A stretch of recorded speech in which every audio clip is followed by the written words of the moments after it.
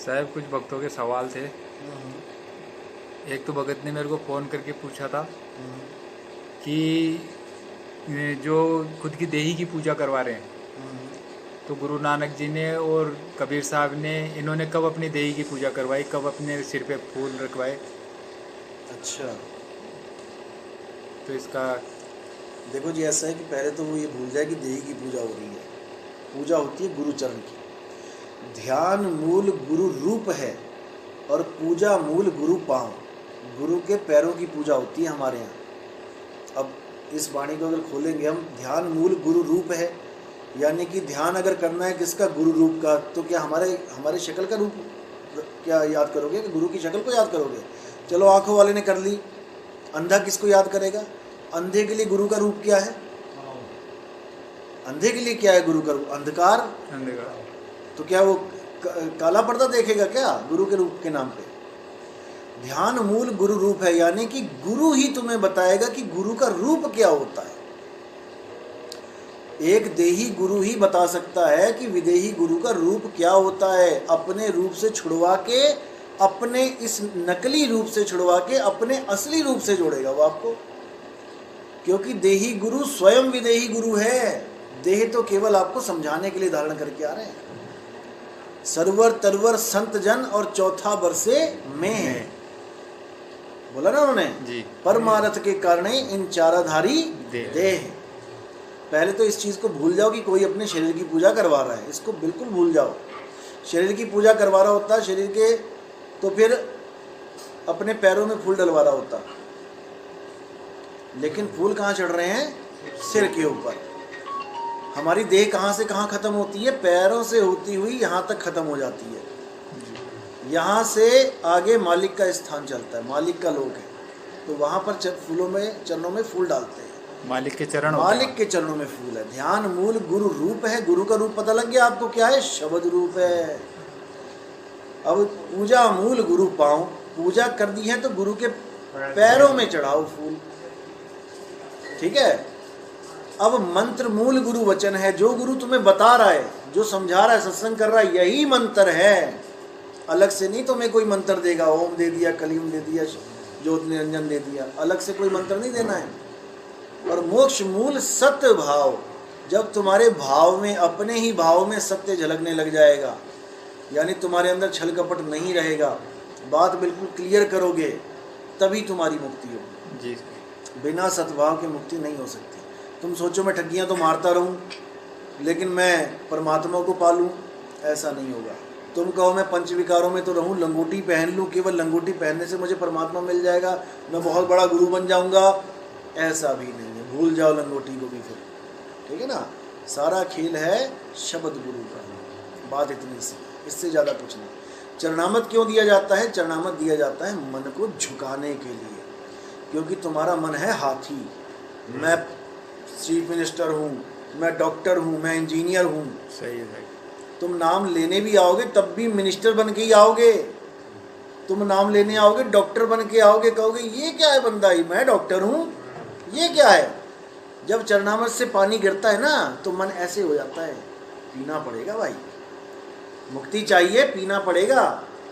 तब मन नीवा होता है, तब उसको समझ में आता है बेटा मुक्ति चाहिए, पीना पड़ेगा। अब उसकी शुरुआत हो जाती है मरने की।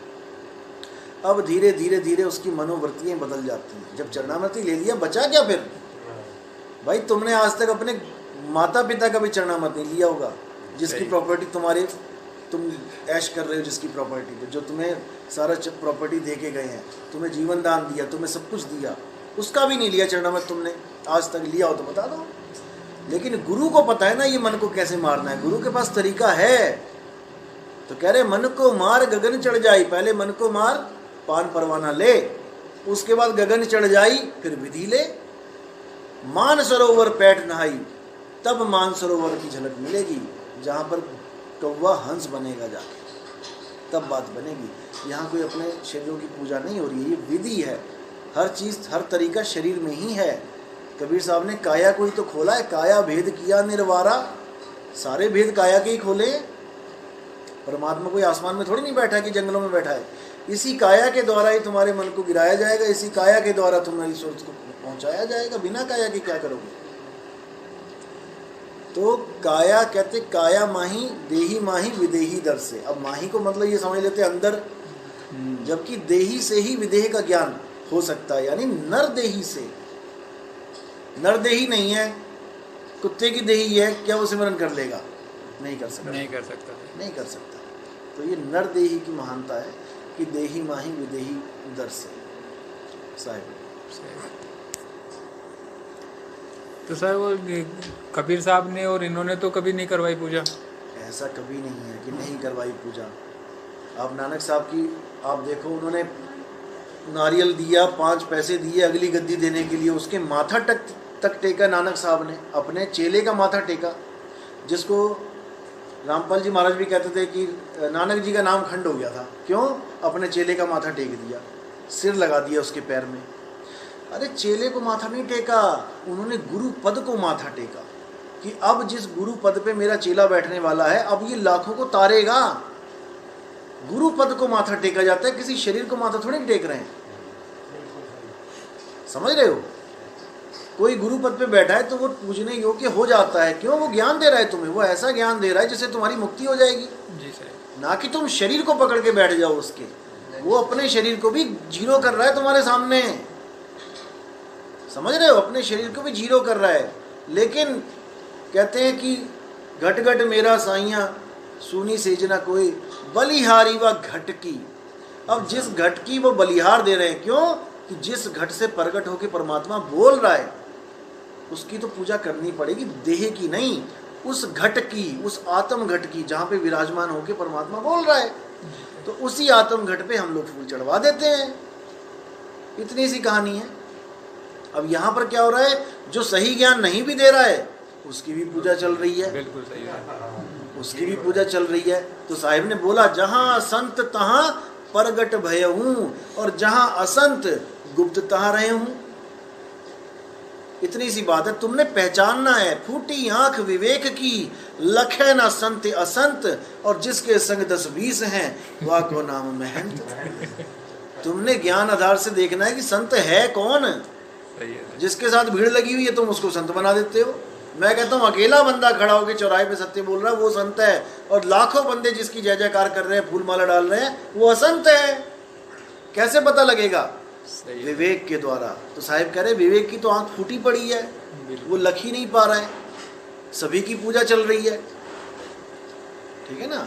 भेष की पूजा बोली है, बिल्कुल बोली है, लेकिन कहते हैं विवेक गुरु है जगत का, और भेष धरे हर कोई, और ये भेष बह जाने दे जहाँ शब्द विवेक ना हुए।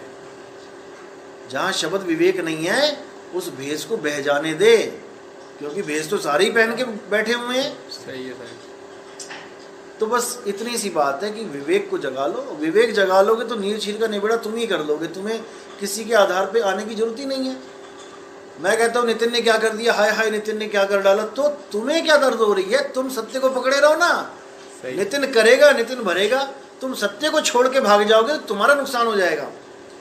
कबीर साहब 64 लाख चेलों को पार कर सकते थे उस वक्त, लेकिन उन्होंने लीला क्यों करी? क्या मतलब था लीला करने का, ये बताओ। उनको पता नहीं था कि मैं दारू की बोतल पकड़ लूंगा और मैं एक वैश्य को गले में उसके हाथ डाल दूंगा, और साथ में रविदास भी ये काम कर देगा, ये सब भाग जाएंगे, कितना नुकसान हो जाएगा जीवों का। वो बच्चे थे क्या?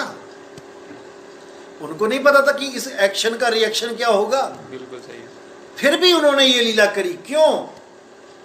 इसके पीछे बहुत बड़ा कारण है। उन्होंने केवल ये परखना था कि ये लोग सत्य के साथ हैं कि नहीं, ये देही गुरु के पीछे तो नहीं पड़े हुए हैं, ये देही गुरु के गुलाम तो नहीं हो गए हैं। मैं यहाँ पर अपना गुलाम करने नहीं आया था इनको, मैं यहाँ पर सत्य के साथ जोड़ने आया था। अगर ये सत्य के साथ जुड़े होते, इनको 1% भी फर्क ना पड़ता कि कबीर ने क्या किया और रविदास ने क्या किया। सही है। हम इसी में अटक जाते हैं कि ये, अरे ये तो करनी कथनी में अलग है। अरे तुम अटक जाओ ना, वो करनी कथनी में अलग है, वो अपना भुगतेगा, तुम करनी कथनी में टिको ना। सही बात। क्योंकि तुम्हें सत्य के साथ जोड़ने के लिए आए हम लोग, अपने साथ जोड़ने के लिए नहीं। कई लोगों ने तो ये तक कह दिया कि कबीर साहब जब ज़्यादा दुखी हो गए ना कि यार इतने चेले कौन संभालेगा, तो उनसे पीछा छुड़ाने के लिए ये काम कर दिया कि जाओ यार, जहाँ जाना है तुमने, छूट गए सारे। नहीं तो पूरा दिन पागल कर देते थे, गुरुजी ये कैसे, गुरुजी वो कैसे। अरे जो बता दिया वो कर लो, पूछना नहीं पड़ेगा ये कैसे और वो कैसे। जो चीज़ बता दिया उसको कर लो, तुम खुद तृप्त हो जाओगे, सारे सवालों के जवाब तुम्हें खुद से मिल जाएंगे। अब करंट कैसा होता है, कोई मुझसे आके 100 बार पूछता रहे, मैं बता बता के थक जाऊंगा। ले भाई ये स्विच लगा, एक बार उंगली डाल दे इसमें, सारे सवाल तुम्हारे खत्म हो जाएंगे, लेकिन तुम उंगली नहीं डाल रहे हो। बस दिक्कत ये आ रही है, तुम गुरुओं के पीछे पड़े हो। गुरुजी सार शब्द कैसा होता है मुझे बोल के बता दो। अरे भाई सार शब्द तेरे पास है, सूरत तेरे पास है, तू लगा कनेक्ट कर उसको और देख वाईफाई कैसे चलता है। सही बात, सही।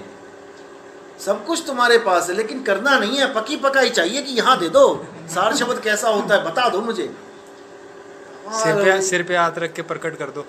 वो प्रभुलाल भट्ट आ गए अब मैदान में, वो कह रहे हैं बैराग साहिब का तो पता नहीं, नितिन का तो पता नहीं, कहते हैं मैं मदद कर सकता हूँ, आ जाओ मैदान में, मैं सबका प्रकट करवा दूंगा। और मैंने कहा भाई रहने दे तू, क्यों, क्या बोलूँ मैं। ऐसे लोग ही सामने आएंगे। ये लीला इसीलिए हो रही है, परमात्मा इसीलिए करवा कर दूंगा, उसके बाद गुरु की जरूरत ही नहीं पड़ेगी। बस सत्संग सुनो घर बैठे, घर घर होगा बोध विचारा, घर घर बजेगा सतनाम का डंका। कैसे बजेगा, मैं कितने घरों में जाऊंगा बताओ, मैं कितने घरों में, लेकिन YouTube के आधार पे या किसी और माध्यम के आधार पे घर घर पहुंच जाएंगे और बंदा घर में ही भक्ति करेगा। अरे देही गुरु के पास जाके भी वही ज्ञान लेगा ना जो दिया जा रहा है। फिर भी साहब नाम तो लेने आना ही पड़ेगा। जब तक रहेंगे जब तक देंगे, नहीं रहेंगे तो फिर एक आखिरी सत्संग करके चले जाएंगे। और क्या, उनको महाराज जी को टेंशन हो गई है बढ़िया गद्दी वालों की, ऐसे नितिन अगर ऐसे खोलेगा फिर तो फिर गुरु का जरूरत ही नहीं पड़ेगी। मैंने कहा तुम्हें ज़्यादा टेंशन है, गुरु की जरूरत नहीं पड़ेगी, तुम्हारे पास नहीं आएंगे लोग। अरे जब उसको घर में ही गुरु मिल जाएगा, जब घर में ही गुरु मिल जाएगा। बाबा रामदेव ने योग टीवी पे ही सिखा दिया और टीवी पे सीख के बंदे को फायदा मिल गया, तो वहाँ क्यों किराया भाड़ा खर्च करके जाए भाई वो। सही है। या तो उसको फायदा ना हो रहा हो तब वो गुरु के पास जाए। अभी फोन आया एक का, कहता जी आप मुझे प्रथम दीक्षा मिल गई। मैंने कहा हाँ। कहता मैं एक अनुभव बताना चाहता हूँ। मैं क्या बता। कहता मुझे किसी ने खींचा और मैं पूरे शरीर से बाहर आ गया। मैंने कहा भाई दूसरी दीक्षा तो ले ले, इतनी जल्दबाजी क्यों कर रहा है। तो मतलब परमात्मा दया करता है, ऐसी बात नहीं है कि परमात्मा किसी का गुलाम है। परमात्मा दयालु है, वो कहता है तू आ तो सही, तू आ ही तो नहीं रहा है। जब कबीर मन निर्मल भया जैसे गंगा नीर और पाछे पाछे हरि फिरे, कहत कबीर कबीर। जब तुम्हारा मन निर्मल हो जाता है और तुम सत्संग में एक में एक हो जाते हो तो तुम 2 मिनट लगते हैं। ऐसे लोग आए हैं नाम लेने जिनको पहले शब्द प्रकट हो गया, उसके बाद भागे वो लोग कि भैया नाम लो जाके, बिना गुरु की मोहर की बात नहीं बनेगी। ठीक है ना, कहने की बात है कि गुरु की मोहर जब सत्संग में बोल दूंगा, यही मोहर है, यही मोहर है जो मैं बोल रहा हूँ। तुम सच्चे मन से गुरु मान लो, इस आवाज को, शब्द को गुरु मान लो, बस तुम बेड़ा पार होगा तुम्हारा। तो परमात्मा दूर थोड़ी नहीं है। किसी गुरु के पास जाने की जरूरत नहीं बचेगी। छोड़ूंगा ही नहीं मैं कि किसी के पास जाना पड़े, क्योंकि जो हमारे साथ हुआ वही तुम्हारे साथ होगा। फिर जो हमारे साथ हुआ वही तुम्हारे साथ होगा। सही है। अब बचेगा ही नहीं कुछ भी। अब एक पंथ चलेगा, वो मालिक का पंथ चलेगा, ना नितिन दास का चलेगा ना किसी और का चलेगा। शरीरों का खेल खत्म कर देंगे। ठीक है ना, अब यही सोच लिया, यही आखिरी फैसला है। गुरु बदलने में कुछ फायदा नहीं है, गुरु का काम ही खत्म कर देंगे। अब बस यही है। जिसको नहीं समझ में आता जा भाई बना ले गुरु, एक आधा लग जाएगा पता। जैसे हमें लगा वैसे तुझे पता लग जाएगा। चलो। और एक है साहब, जैसे सत्संग में बताया कि अगर जैसे ज्ञान हो जाता है उसके बाद में 84 में नहीं जाते। ज्ञान हो जाता का मतलब है, एक तो थ्योरी पार्ट हो जाता है ज्ञान, एक होता है प्रैक्टिकल हो जाता है। अगर प्रैक्टिकल हो गया फिर नहीं जाना पड़ेगा, फिर 84 में क्यों जाएगा।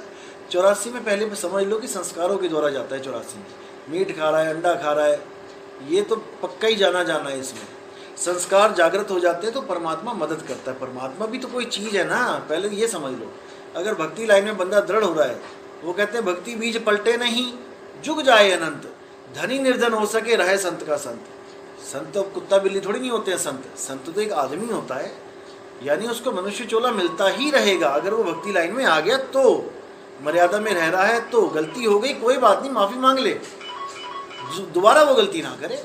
गलती तो इंसान से ही होती है, परमात्मा से तो गलती होने वाली नहीं है, लेकिन माफ़ी भी कोई चीज़ होती है, ठीक है ना। बस ये दृढ़ होकर निश्चय कर ले कि मैंने भक्ति करनी है। परमात्मा भक्ति करवाने के लिए ही आते हैं। संत क्यों आ रहे हैं इस दुनिया में? भक्ति करवाने के लिए आ रहे हैं। कोई एक ही जन्म में थोड़ी नहीं सबको पार कर देंगे। कितने लोग हैं जो जन्मों जन्मों की भक्ति लेके आते हैं। चलो ये तो गुरु ने इस बार तो लंगर ही खोल देना उन्होंने, वो बात अलग है, लेकिन बहुत से लोग संस्कार जागृत कर करके तब जाके आते हैं। नहीं साहब, जैसे किसी ने नाम ले लिया, हाँ। तो बताते हैं कि भाई सच्चे गुरु से नाम लेने के बाद में फिर वो 84 में नहीं जाता है, चाहे भक्ति करो चाहे ना करो। ये तो अरे ये किसने बोल दिया भक्ति करो ना करो? ऐसा कुछ नहीं होता भाई। ऐसा होता है, आप किसी गुरु से नाम ले लिया, आपने सही गुरु से नाम ले लिया, आपने अगर एक दिन भी भक्ति करी, 2 दिन भी भक्ति करी, तो वो आपकी काउंटिंग में आ जाता है। अगर आप मर्यादा खंड नहीं कर रहे हो तो आपकी भक्ति अगले जन्म में वहीं से शुरू होगी जहाँ से आपने ख़त्म करी है। जैसे आपने फर्स्ट क्लास पास कर ली, अब आप किसी भी स्कूल में जाओगे तो आपको पहली क्लास के बाद ही एडमिशन मिलेगी, ये तो है। लेकिन अगर नाम ले लिया और भक्ति 1 मिनट भी नहीं करी, फिर नाम लिया ना लिया बराबर है। फिर तो डॉक्टर से दवाई लेके जेब में डाल ली तुमने, अब क्या बीमारी ठीक तो फिर भी 84 से तो बचे जाएगा ना साहब। 84 से बचने का एकमात्र साधन है भक्ति। भक्ति बीज पलटे नहीं, भक्ति तो करी नहीं, कैसे बचेगा?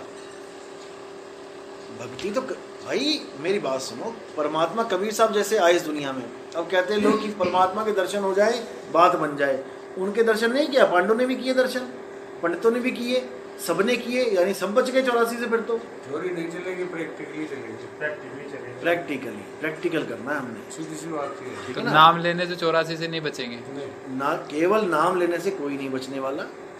हाँ, ये हो सकता है कि उस गुरु की सेवा करे बंदा, जैसे गुरु की सेवा कर ली उसने, तब भी उसके पुण्य जाग जाते हैं। गुरुओं की सेवा करना भी बहुत बड़ी बात है। कोई भी सेवा कर रहा है, वो तन की मन की धन की, कम से कम उसकी लगन तो लगी है, वही चीज़ आगे बढ़ेगी। वो भी भक्ति की लेवल है ना। धन मन धन, मन की सेवा होती है भक्ति करना, धन की सेवा होती है प्रचार में धन देना, तन की सेवा होती है आश्रम पे सेवा करना, है तो तीनों ही सेवा। लेकिन मुद्दा यह है कि शुरुआत कहीं तो करनी पड़ेगी। अब गुरुजी से नाम ले आया, ना कभी तन की सेवा करी, ना कभी मन की सेवा करी, ना धन की सेवा, तो क्या करने गया था वहाँ पे? वो गया ना गया बराबर। कुछ तो करे, कोई तो आधार परमात्मा देखे ना कि हाँ इस बंदे ने ये किया है, तब तो उसको आगे बढ़ाएं। अपने बच्चों को ही लगा लो, तुम स्कूल में एडमिशन करा दिया, दोबारा तुमने 1 मिनट के लिए नहीं भेजा उसको स्कूल में, अब क्या तुम्हें रिजल्ट में पास हो जाएगा? वो क्या नहीं होगा। जहाँ पहली में एडमिशन दिया है, अगले स्कूल में जाओगे तो पहली में ही देना पड़ेगा दोबारा, जब वो गया ही नहीं कहीं पे। और ये जो साहब आप छाप बता रहे थे कि गुरु की जो छाप लग जाती है, जो लगाते हैं अपन, हाँ, तो काल के जाल से बच जाते हैं। वो बचता है यमदूतों से, जमदूतों से बचता है। लेकिन केवल छाप लगाने से भी क्या होता है भाई? वो भक्ति तो करे ना, बिना भक्ति के कैसे होगा? कुछ तो करे, 1 ईंट तो रखे मकान बनाने के लिए, एक भी नहीं रखेगा तो छाप क्या? वो तो चंदन है, टीका है, चंदन टीका लगाने गया था वहाँ पे क्या वो केवल? ऐसा नहीं है, वो छाप है कि हाँ, कबीर साहब कहते हैं कि पान परवाना अगर तुमने पा लिया तो तुम्हें कोई जमदूत नहीं पकड़ सकता। इसमें कोई दो राय नहीं है, इसमें कोई दो राय नहीं है। लेकिन तुम मेरे कहे पे तो चलो ना, जो तू चाहे मुझको छोड़ सकल की आस, मेरे जैसा हो रहा है सब सुख तेरे पास। जब तू मुझे चाहता ही नहीं है और केवल टीका लगवाने आ गया, फिर क्या बनेगा? फिर कुछ नहीं बनेगा, भूल जाओ इसको। ऐसा नहीं भाई, कुछ तो दिखाओ ना। तुमने शादी कर ली किसी के साथ, तुम उसके पास 1 मिनट नहीं गए, अब बताओ क्या करोगे? कौन सा प्रेम आ गया तुम्हारे अंदर, दोनों के अंदर? कौन किसके लिए प्रेम, कौन किसको याद कर रहा है? कोई याद नहीं कर रहा। परमात्मा जीव की तड़प देखता है, लगन देखता है कि ये कुछ करना चाहता है तो मैं इसको आगे बढ़ाऊं। तो आप बचाव बचाव कर रहे हो लेकिन हाथ नहीं बढ़ा रहे, तो कौन आपको करेगा? अरे पहले हाथ तो बढ़ा, तभी तो खींचूंगा ना मैं। जैसे कई लोग कहते हैं कि जो गुरु होता है वो सिर पे हाथ रख के श्रुति को खींच देता है ऊपर। अरे भाई, ऐसे गुरुओं को प्रणाम है। श्रुति को अब वही खींच देगा, फिर परमात्मा क्या खींचेगा? फिर जब गुरु ही खींच देगा तो परमात्मा क्या खींचेगा? परमात्मा के लिए बोला गया है। ऐसे सांवड़ संत नहीं होते। कमाल कर दी। लोह चुंबक की प्रीत ज्यों लोह को लेत उठाए, ऐसा शब्द कबीर का काल से लेत छुड़ाए। शब्द का काम है खींचना, गुरु का काम थोड़ी नहीं है, फिर तो गुरु हाथ रखता जाए और बस सब जग जाएंगी बत्तियां सबके। ऐसा नहीं होता भाई। फिर कमाल की बत्ती क्यों नहीं जगी ये बताओ? कबीर साहब ने तो कमाल को भी नाम दिया ना, भक्ति की तड़प हुई। फिर कमाल कैसे खत्म हो गया, बिगड़ गया? ऐसा नहीं होता। अगर गुरु सूरत को खींची दे ऊपर तो कमाल तो जा ही नहीं सकता ना कहीं पे। तो फिर उसी का पुत्र जो कहलाया वही बिगड़ गया। इसका मतलब कबीर साहब खींच ही नहीं पाए उसकी सूरत को। सही है। फिर तो कमी कबीर साहब में, चेले में थोड़ी नहीं। चेला तो वैसे ही कह रहा है मैं तो खोटा हूँ, सिक्का हूँ, तुम बताओ मुझे चलाना है, कैसे करोगे? सही है। गुरु कुम्हार शिष्य कुंभ है, गड़गड़ काढ़े खोट। अब घड़ा नहीं बिक रहा है तो इसमें घड़े का कोई कसूर नहीं है।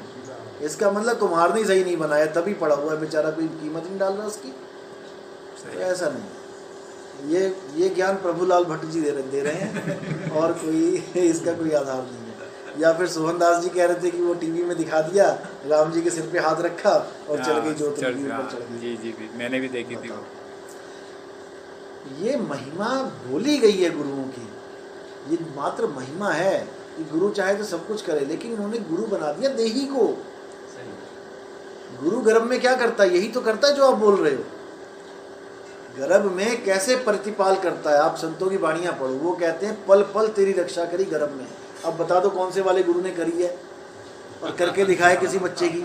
सही बात। ये परमात्मा रक्षा करता है। परमात्मा को तो ये लोग मान ही नहीं रहे हैं। इन्होंने देही गुरु को ही तो सब बना दिया इन लोगों ने। देही गुरु की एक मर्यादा है, देही गुरु का एक रोल है, और कहाँ तक है वो मैं सत्संगों में खोल चुका हूँ कि देही गुरु का रोल कहाँ तक है। इससे आगे अगर कोई कहे तो उससे बड़ा मूर्ख कोई नहीं है। बचोले का रोल तुम्हें पता है कहाँ तक है? तुम्हारी जो शादी हुई उसमें बचोला था एक बीच में, जिसने लड़की की फोटो लड़के को दिखाई, लड़के की फोटो लड़की को दिखाई। अब उसका रोल कहाँ तक है तुम भली प्रकार जानते हो। तुमने खूब चक्कर लगाए बचोले की भी उस वक्त, अरे भाई फोटो दिखा देना, अरे मिलवा दो ना भाई एक बार, खूब चक्कर लगाए। और जब शादी हो गई उसके बाद बुलाया तक भी नहीं, भाई तू वहीं रह जहाँ से बस। तो कह रहे कहा कही की है नहीं, देखा देखी की बात, दूल्हा दुल्हन मिल गए और फीकी पड़ी। लिखा पड़ी की है नहीं, ये लिखने पढ़ने वाली बातें नहीं है, कहने सुनने वाली बातें नहीं है, ये देखा देखी की बात है। प्रत्यक्ष देखा है, उसको अनुभव किया तो बोलो, वरना मत बोलो। बिन देखे वा देश की बात करे सो कूर, और आपे खारी खात है बेचत फिरे कपूर। बस मैं ये बोलता हूँ तो इन लोग को मिर्ची लग जाती है। मैं कहता हूँ तुम गुरु गद्दी पे बैठ गए हो, क्या तुमने अनुभव किया है? पहले ये बता दो, परमात्मा को साक्षी मान के बता दो। बस वहीं पे इनकी हालत खराब हो जाती है कि ऐसा कैसे बोल दिया। अरे क्या लंगोटी को पहन के गुरु बनना है क्या? लंगोटी पहन के गुरु बनना होता 6 महीने में मिल जाती है, मैं 6 महीने में बन जाता गुरु। मैं कहता हूँ पानी में बैठो 1 मिनट के लिए, पानी में बैठो, गंगा में मारो डुबकी 1 मिनट के लिए, तुम नाम जप के दिखाओ तुम्हारे पास असली है कि नकली। फिर वहाँ श्वास में काम करो। तो फिर तो ये श्वास का मतलब है ये क्षण प्रति। देखो सत्य की तो चोट ही अलग हो जाए। सही बात। वो गश्चिन को चले को झप दे, अच्छा शायद वो मेरे को बचे जब और मतलब कोई अचानक आई तो अचानक ही मुझे जिंदगी जो एक सत्संग सुन ला, एक बार तो आना पड़ेगा साहेब। जब हो जाएगी जो जीव बताया 10वां जीव ही सार शब्द है। जीव तो नीचे की अवस्था है ना। जीव कब 10वां सोहम जीव बताया आपने सत्संग में। 10वां सोहम पहला, जैसे पहले बताया कि सबसे पहला सोहम सार है, सार है, लेकिन वहाँ पे बोला कि 10वां सोहम सार है। 10वां सोहम सार बताया ना। हाँ जी। यानी कि नीचे की अवस्था जितनी भी सोहम की अवस्था है वो असार है, सबसे ऊपर जो है वो सार है, वही सार है। उसी सोहम को आप बोलते हैं कि सोहम, फिर वो सोहम नहीं रह जाता, वो सोहम हो जाता है। नहीं तो उसमें ये बताया ना कि जो 10वां सोहम है वो जीव है, जो 10 सोहम की व्याख्या बताई। वो एक जगह जो है वाणी मिसप्रिंट है, उसमें वो 10वां सोहम लिखा नहीं हुआ है, लेकिन दूसरी अगर किताब देखोगे आप उसमें सोहंग लिखा हुआ है, 10वां जो जीव लिखा हुआ है सोहम। हाँ, सोहम जीव है। और उससे आगे बताया कि जो 10वां सोहंग है वही सार शब्द है। उसमें पहला सोहंग सत्य बताया ना। हाँ, पहला सोहंग सत्य और आखिरी सोहंग बताया जीव। बीच में सारे बता दिए, अचिंत और पता नहीं कौन कौन से ये त्रिगुण, ये सारे बताए। यानी कि ये सब अवस्थाएं जो हैं, सबसे नीचे की अवस्था जीव की बता दी गई है, सबसे नीचे की अवस्था। और जब से सबसे ऊपर की अवस्था वो 10वां सोहंग जो सार है, इसको उल्टा कर दिया ना उन्होंने। अच्छा। उल्टा कर दिया जैसे हम कहते हैं कि लाइन लगी है, तो सबसे पहला बंदा इधर जो है, अगर इनको उल्टा कर दो सबसे आखिरी में वो हो गया। तो ऐसे बताया है कि जब गिनती करोगे तो वो नीचे की तरफ जा रहा है, सबसे लास्ट में सोहम, लेकिन जब उल्टा करोगे इसको तो सबसे ऊपर वो सत्य की अवस्था है। किसी भगत ने फोन किया, बोले 10वां सोहम ही सार शब्द है और 10वां सोहम जीव है, तो जीव तो बंधन में, तो सार शब्द समझ ही नहीं पाया वो सही से, समझ नहीं पाया। साहिब जी वो एक वाणी और है ना इसके ऊपर, सप्त अंड पर सोहम साजे, हाँ, और जा पर सार शब्द दुनि गाजे, तो ये भी वाणी है, ये भी वाणी है, उसके स्वरूप की वाणी है ना, स्वरूप की है, क्योंकि जीव का स्वरूप भी इन सबसे ऊपर है, ऊपर है, पिंड से इससे ऊपर है, देह से ऊपर है, देह से ऊपर है। तभी तो जीववादी देह को नहीं मान रहे हैं। हाँ, जीववादी क्या कहते हैं कि देह क्या है, कहे तो कुछ भी नहीं है, जीव ही सब कुछ है। आप किसी भी जीवा पंथ में चले जाओ, जीव को मानते हैं, पारक सिद्धांत में चले पारक जाओ, सिद्धांत में वो भी यही बात कर रहे हैं, अपने स्वरूप को पाना है, अपने स्वरूप को पाना है, लेकिन वो जीव स्वरूप को सत्य मान बैठे, काम ये करने वो जीव स्वरूप को सत्य मान बैठे, जबकि जीव स्वरूप सत्य नहीं है। जीव है नाम भूल का, अज्ञान का, और जब इस भूल को सुधार लोगे तो तुम शिव अवस्था में आ जाओगे, वहां पर फिर शिव भी नहीं है। जीव शिव सब प्रगटे वह ठाकुर वह दास, और कबीर और जाने नहीं एक राम नाम की आस। अब राम नाम क्या है, वो अपनी अवस्था, निज अवस्था है, वो परमात्म तत्व है जिसका कभी नाश नहीं होता। साहिब जी जो कबीर सागर में एक वाणी बोल रहे, जैसे ये सोहम सोम सत्य कबीरा, शब्द मंत्र है प्रकट शरीरा, वो तो प्रकट है मंत्र शरीर तो में, वो इसके ऊपर ही है। इसी यही तो बता रहे हैं वो कि सोहम सोहम सत्य कबीरा, मैं ही तो हूँ, वो तुम भी हो। शब्द हमारा तू शब्द का सुन मत जा सरक। सरक क्यों बोला? क्योंकि ये ज्ञान समझ में ही नहीं आता जल्दी। बंदा का ऐसा होता है, जैसे किसी ने किताब खोली, बच्चे क्या करते हैं, किताब खोली, जो आसान आसान सवाल है वो याद कर दिया, मुश्किल वाला आया इसको सरका देते हैं, ये नहीं समझ में आ रहा। अब साहिब क्या करें कि तू मत जा सरक, ये नहीं आ रहा ना, इसको घोट के पी जाए, एक बार गुरु के पास जाए, इस सवाल को इतनी बार पढ़ इतनी बार पढ़ कि सबसे आसान ही यही हो जाए, क्योंकि सबसे मुश्किल सवाल ही शब्द है। इस संसार में सबसे मुश्किल सवाल शब्द है, शब्द की परख करना। इसलिए बोला गुरु मेरे सभी बड़े अपनी अपनी ठौर, शब्द विवेकी पारखी। सोचो कितनी बड़ी महिमा गाई है, शब्द विवेकी पारखी सो माथे का मोर। ये नहीं बोला कि कोई बहुत बड़ा तांत्रिक हो, बहुत बड़ी रिद्धियों सिद्धियों वाला, वो मेरे सिर पे बैठेगा, जो सिर पे हाथ धर दे और वो जोत चली जाए ऊपर, उसको बोला है। नहीं, शब्द विवेकी पारखी, जो शब्द का विवेक कर दे, जो उसकी परख कर ले, वही सतगुरु सबसे ऊंचा है। तो उसी के लिए बोला कि हम वासी वा देश के जहाँ जात वर्ण कुल नाही, शब्द मिलावा हो रहा देह मिलावा नहीं। पहले तो देह को त्यागो, खत्म कर दो देह को। कौन गुरु है छोड़ो, शब्द क्या बोल रहा है, वो शब्द की महिमा क्या गा रहा है उसको जानो। अब क्या कह रहे हैं, हम वासी वा देश के जहाँ जात वर्ण कुल नाही, सैन मिलावा हो रहा शब्द मिलावा नहीं। क्योंकि शब्द भी बहुत सारे हैं, तुम्हें पता नहीं कौन सा पकड़ा दे गुरु। कई गुरु ऐसे जो कहते हैं नहीं हमारे शरीर की बात छोड़ो, हमें नहीं ध्यान है, ये नाम ध्याओ जय श्री या कोई और नाम, ये नाम तुम्हारा कल्याण करेगा। अरे वो भी तो शब्द ही है, सहन थोड़ी नहीं है। इसलिए साहिब ने कहा शब्द शब्द बहुअंतरे सार शब्द मथली जय, कहे कबीर जहां सार शब्द नहीं धृग जीवन सुजी। धिक्कार है उस जीवन पे जो शब्द की महिमा नहीं जान पा रहा है।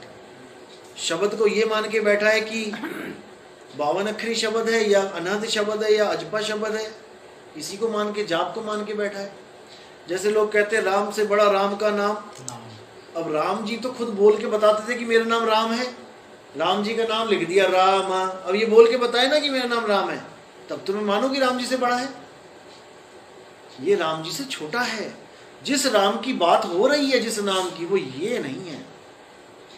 वो राम का नाम राम से बड़ा क्यों है? क्योंकि राम जी भी पैदा होते हैं और चले जाते हैं, लेकिन वो नाम ना पैदा होता है ना कभी जाता है। और जैसे गरीबदास साहिब जी ने सतग्रंथ साहिब में जो कहा है, और इसी को रामपाल जी महाराज ने मैं वो बनाया, ओम सोहम सत्य कबीर और ताते टूटे यम जंजीर। बिल्कुल सही, तीनों कोड लगे हैं। नकोट। तीनों कोड किसी को गीता एक में बताया है। आगे भी क्षर तो- अक्षर ओम सोहम तत्व विचारा बंक नाल में किया संभार। नहीं, इसमें आगे भी तो बोला एक राख ले एक काट ले। ओम पहले सोहम गईले सत कबीर पर स्थिर बोली। हाँ। तो वो तो प्रक्रिया थी। बोलो बोलो ओम ओम पहले पहले। सोहम गहिले। अच्छा ओम को दोबार पहले good. सोहम को गहिले अंदर ले ले और सत्य कबीर पर स्थिर बोले। तो ये सार नाम हो ये उनका गया। सार नाम हो गया। ऐसा है, सबसे पहले तू ओम को जान ले। ओम को जान। ओम पहले, जो गीता में भी पहले ओम को बताया जा रहा है ओम कि हे अर्जुन, अक्षर पुरुष एक, इस दुनिया में दो पुरुष हैं। पहला अक्षर पुरुष है, पहले उसको जान ले। क्या है ये? ओम ही, यानी काया ही शर पुरुष। ओम काया मर जाए। ओम काया मर जाए। सोम फिर उसके फिर बाद होता है। खुद को जान ले, मतलब सोहम को जान ले। वो दूसरा पुरुष कौन है? वो जीव है जो हर काया में अपने काम को कर रहा है। हे अर्जुन, जितने भी इस दुनिया में जीव हैं वो दो पुरुष हैं। शरीर तो शर पुरुष कहा गया है और जीव को अक्षर पुरुष कहा गया है। कोई भी ले लो, छिपकली ले लो, कुत्ता ले लो, बिल्ली ले लो, हाथी ले लो, घोड़ा ले लो, जीव जो चला रहा है और शरीर जो चल रहा है।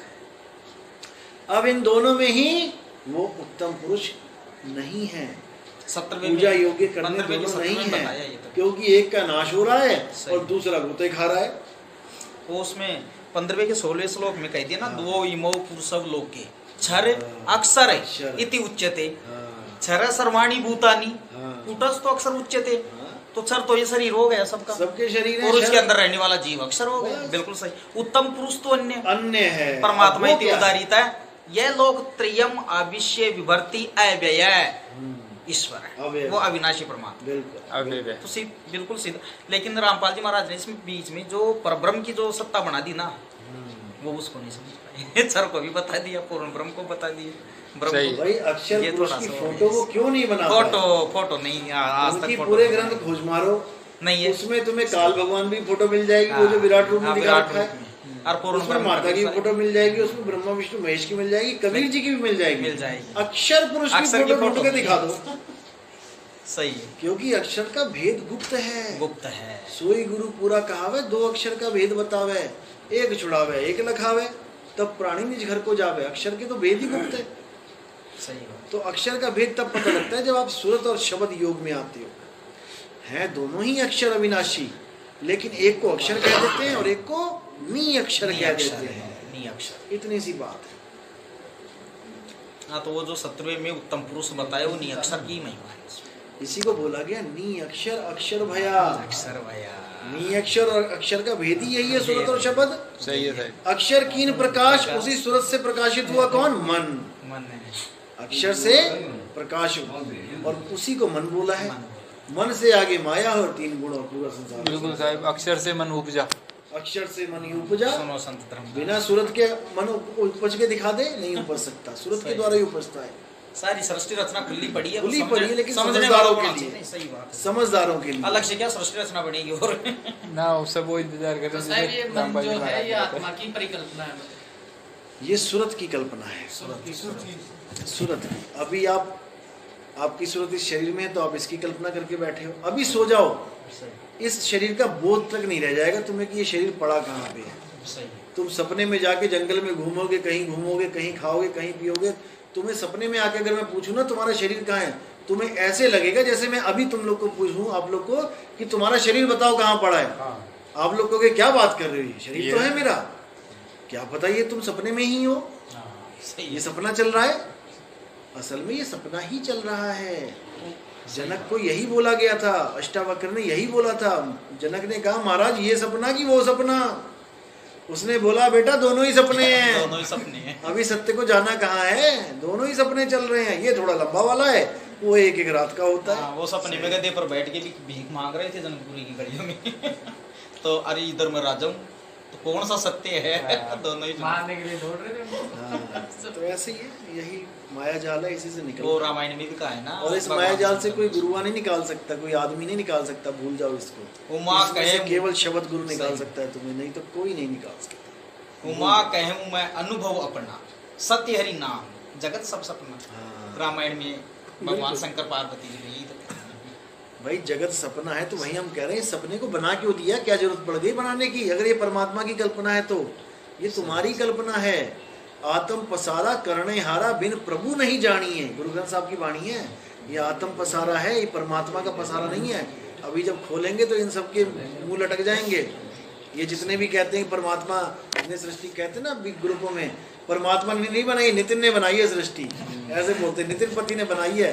बताएंगे तुम्हें किसने बनाई है? सही सही। ये पति पति तो मन से लगा देते हैं सब। चलो अच्छी बात है, कम से कम पति तो बोल रहे हैं, पत्नी नहीं बोल दिया।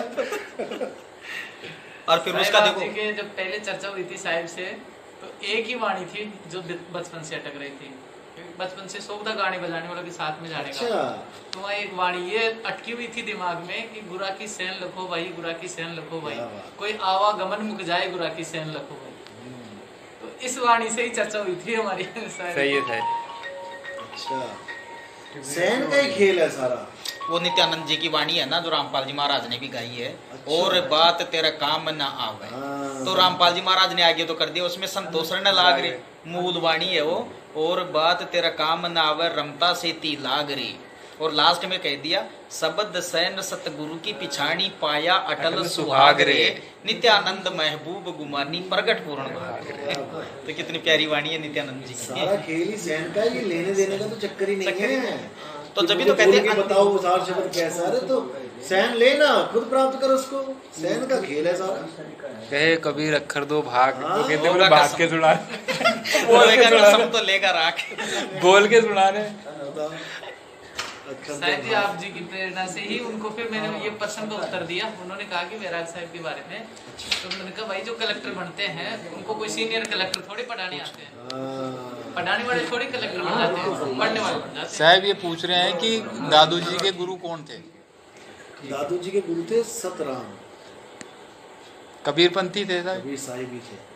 बुड्ढन जी, बुड्ढन जी, बूढ़ा बूढ़ा बाबा बाबा, के नाम बुड्ढन से। जी, बूढ़ा बाबा। बूढ़ा बाबा के नाम से दादू जी को मिले थे। परमात्मा ही मिले तो कभी सांबर में सतगुरु मिले, ऐसे बाणी है ना एक? हाँ। सांबर में सतगुरु मिले, 8 वर्ष की उम्र में ही मिले थे। बूढ़ा गरीब बाबा दादी को 10 जिससे वर्ष। ये दादू की सीख। हाँ। सांबर में सतगुरु उधर हमारे नजदीक की वहाँ पर वो है उनका दादू जी का